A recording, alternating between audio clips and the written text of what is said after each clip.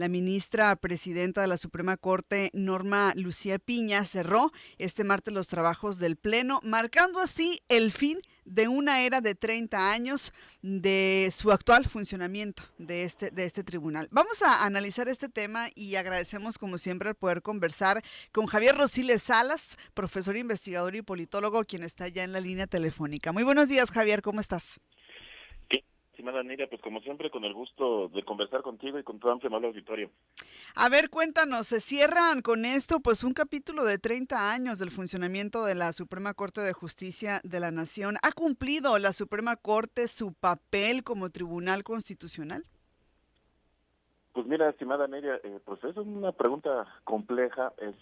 Yo lo que creo es que sí estamos, digamos, en la antesala de una etapa diferente, ¿no? En estos Ujú, 30 años, pues evidentemente la manera en que funcionó la Suprema Corte, pues es un modelo, digamos, y lo que vamos a ver a partir del 1 de septiembre, pues es un modelo diferente, ¿no? Sobre los 30 años, pues bueno, yo pienso que a veces en esta parte de muchos analistas que critican este nuevo cambio, pues a veces me parece que, digamos, se sobrevalora el papel que se tuvo, ¿no? En la Suprema Corte actual.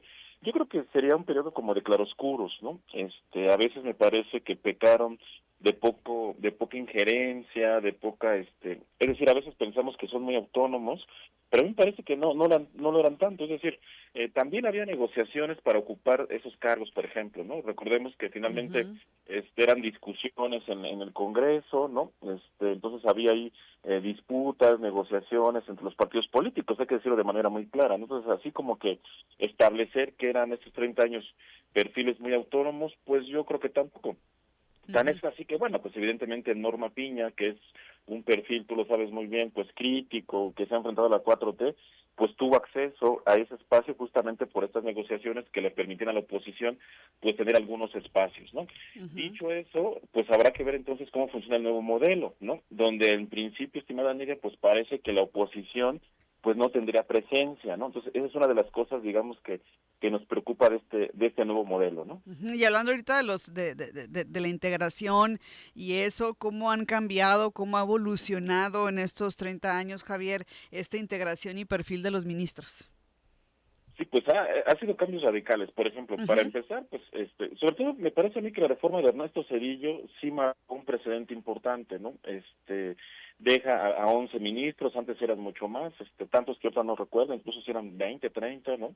Pero con la reforma de Ernesto Zedillo deja 11 ministros y me parece que se va regularizando un poco más la Suprema Corte. Hay que decir, estimada Emilia, que a mí me parece que históricamente en el país el Poder Judicial, particularmente la Corte, no sé cómo lo ves tú, siempre era como un poder como que estaba ahí, como sin muchos cambios, sin muchas reformas, ¿no? O sea, vemos mucha notoriedad del Poder Ejecutivo, un papel muy activo del Congreso, de ambas cámaras, pero el Poder Judicial siempre había estado como relegado en términos de reformas importantes, ¿no? Entonces yo recuerdo lo de Cedillo y ahora tenemos esta, pues ujú. bueno, hay que decirlo de manera muy clara, me parece que es un poder de los menos transparentes, en el sentido de que la ciudadanía como que poco sabemos, digamos, del funcionamiento real, ¿no? Es como una caja Mm. negra todavía en la que no hemos podido entrar y pues solamente sabemos que toman decisiones, ¿no? Pero no sabemos realmente cómo las toman y a veces ni siquiera con qué criterios, ¿no? Ahora, ¿qué tiene que ocurrir? Porque esto que acabas de decir, Javier, coincide y me parece muy importante. ¿Qué tiene que ocurrir a partir de esta nueva era para que haya más transparencia ahí en la Suprema Corte y sobre todo que lo que ocurre sea más comprensible para la Ujú. sociedad? Que podamos Es comprender lo que hay allá adentro. Sí, claro, lo dices muy bien, porque digamos, Ujú, la jerga judicial pues es una jerga muy técnica, ¿no? Entonces de pronto cuando ellos empiezan a hablar pues no les entendemos. Yo creo que hay un esfuerzo de algunos ministros, particularmente de Hugo, quien va a ser presidente, de tratar un poco de aterrizar, si me permites la expresión, estos conceptos, ¿no? A la ciudadanía, habrá que ver si lo logra. Pero estimada, mira, sobre tu pregunta, fíjate que a mí hay una cosa que sí me preocupa, que es, para lograr esa transparencia, yo antes de eso diría, si vamos a tener una corte en la que prive la independencia o la popularidad, ¿no? Me parece muy importante porque como tenemos ministros y ministras que fueron votados, ahorita no sabemos si sus resoluciones van a ser para quedar bien con la gente o salir bien situados en las encuestas, ¿no? o si realmente van a tener independencia, y por independencia me refiero, pues si van a resolver de manera cercana al oficialismo o de manera lejana, ¿no? O sea, eso me parece que es una pregunta importante, si va a privar, insisto, la independencia o la popularidad, ¿no? Entonces, bueno, yo sí espero que sea una mejor corte en el sentido de la transparencia, como tú lo mencionabas, ¿no? Ujú. Hay muchas críticas que se han hecho, que son cercanas al oficialismo, en fin, cosas de ese tipo, pero yo lo que diría es, bueno, no podemos valorar algo que no ha ocurrido, ¿no? Yo digo que ahorita lo que nos queda es esperar el 1 de septiembre, que tomen posesión, que empiecen a actuar, que empiecen a tomar decisiones, que empiecen a generar sentencias, y bueno, pues ya veremos los resultados que tengan, y ojalá, como dices tú, pues que sea un poco más transparente y diferente a lo que hemos tenido hasta ahora, ¿no? Ahorita ponías como ejemplo la reforma judicial de 1994, por allá con Ernesto Zedillo. Desde tu punto de vista, Javier, desde ese momento hasta la fecha, ¿cómo ha ido evolucionando en México el acceso a la justicia? Ay, sí, mira, esa pregunta es compleja. Yo creo que sí tenemos, Sí, sí, sí, nada más sí, digo, me hay... pones en aprietos, oye. Ujú. Hay temas Es un en los que a déficit, lo ¿no? mejor sí, digo, hay quienes dicen que ha habido temas en los que a la vanguardia, ¿no? La Suprema Corte, algunos temas muy específicos que llegan ya como última instancia, a lo mejor temas complejos como el aborto, no sé si Claro. podríamos hablar, no, hay temas así, ¿no? A lo mejor en esos aspectos podríamos decir que sí ha habido pues una evolución, ¿no?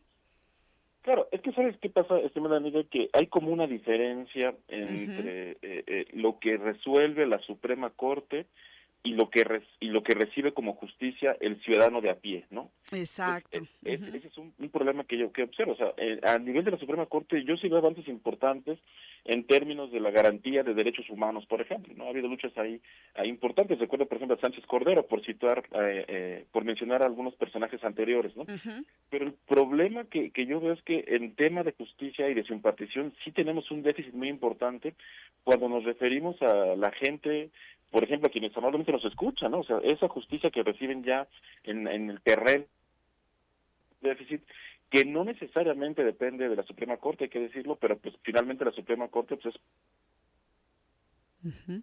tenemos sí como que una diferencia, una brecha enorme, que ojalá la Suprema Corte, pues bueno, dentro de sus facultades, pues también le pusiera el ojo.